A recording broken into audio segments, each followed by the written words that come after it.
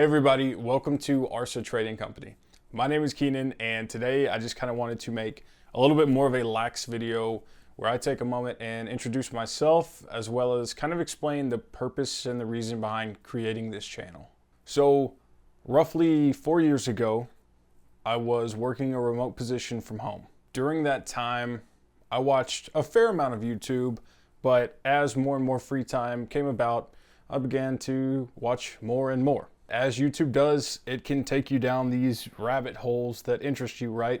That's the whole purpose of the platform, is to keep you on it and keep you entertained. Well, one day I stumbled upon, or rather it stumbled upon me, but nonetheless, a video of a leather worker came across my For You page. And he was working on making, I think, just like a basic bifold wallet or something, nothing crazy, but it caught my attention and I clicked on the video. Unbeknownst to me at the time, when I started watching that video, I had no idea that it would inspire me to get into the craft and learn the medium.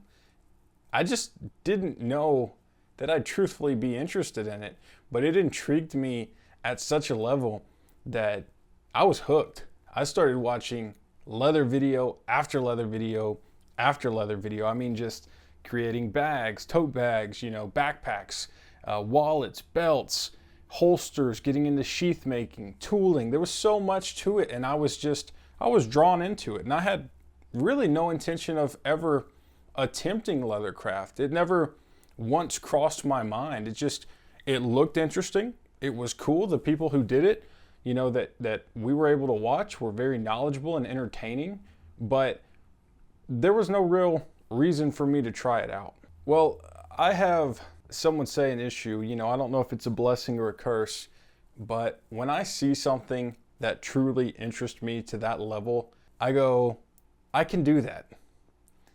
And it's dangerous and it's an expensive saying, but it has been rewarding time and time again. So after enjoying my leather marathon, I finally ordered a piece of hide, and it was just like a small pre-dyed panel.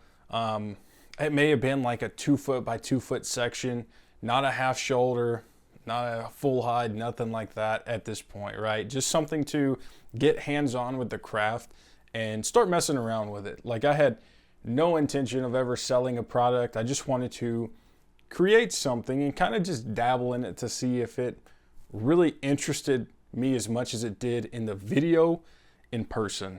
I think everyone can relate to that. We see things that we think we might enjoy, but then we actually try it or attempt it and it's like, I like watching other people do it.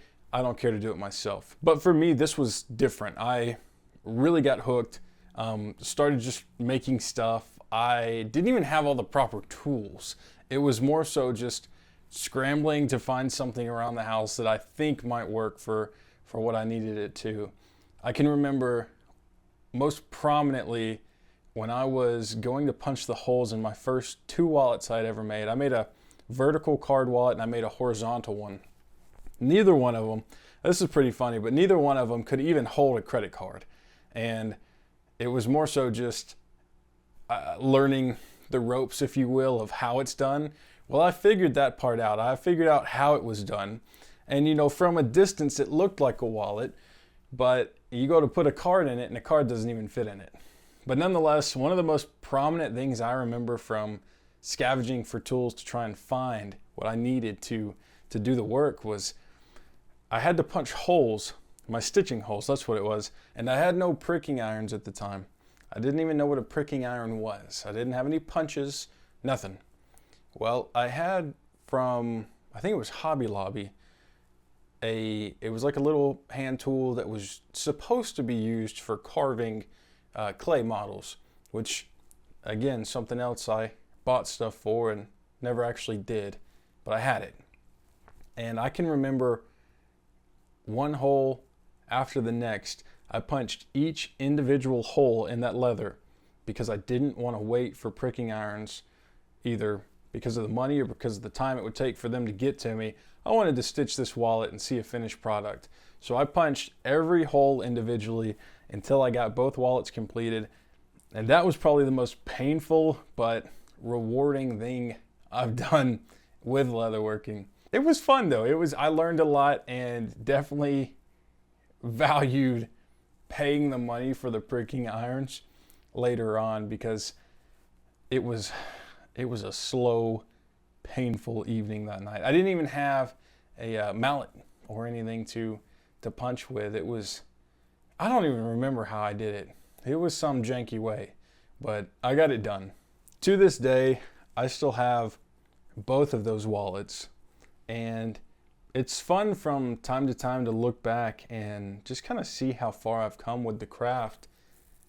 They're funny. I show them at vendor events and shows we go to. I'm like, hey, this is what I started out with. This is where they're at now.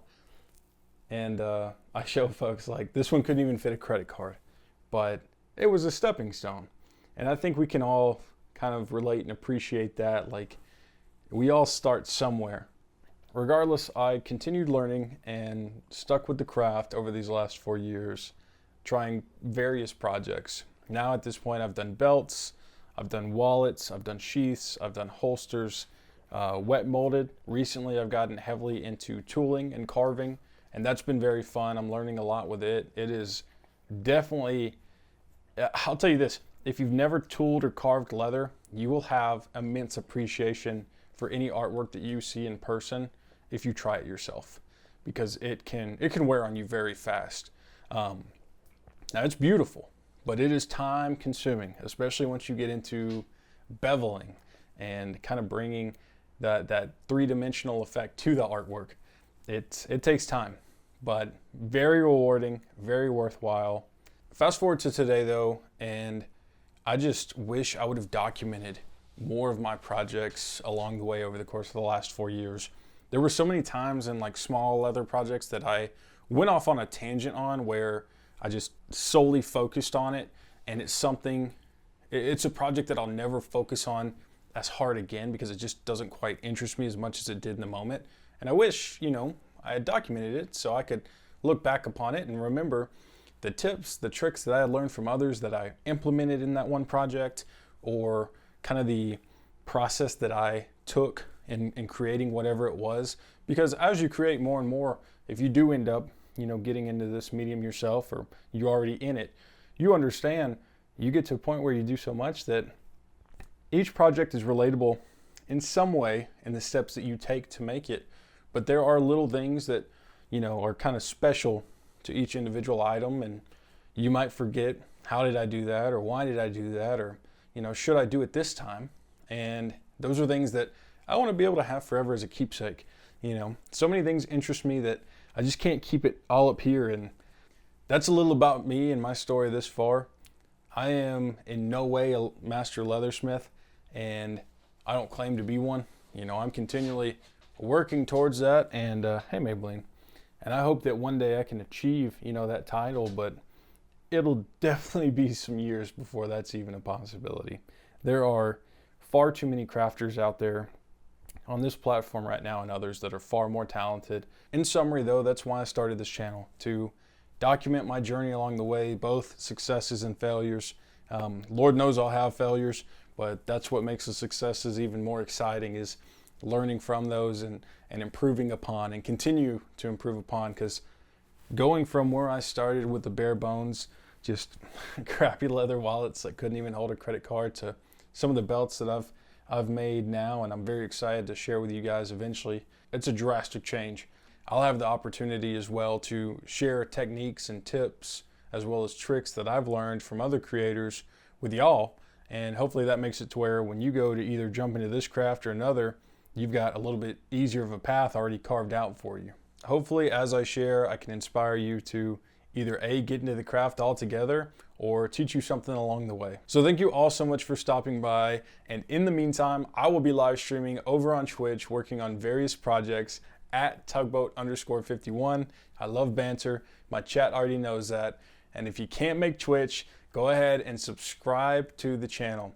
I hope to see you all join me in this journey, and I will see you all in the next video. What are you still doing here? The video's ended. Subscribe or leave. There's other videos to go watch. Be gone. Watch mine though. Don't watch any others. Watch mine. I've only got 3 shorts out there. All right. You've got at least a good 5 minutes worth of content. Go consume it, damn it.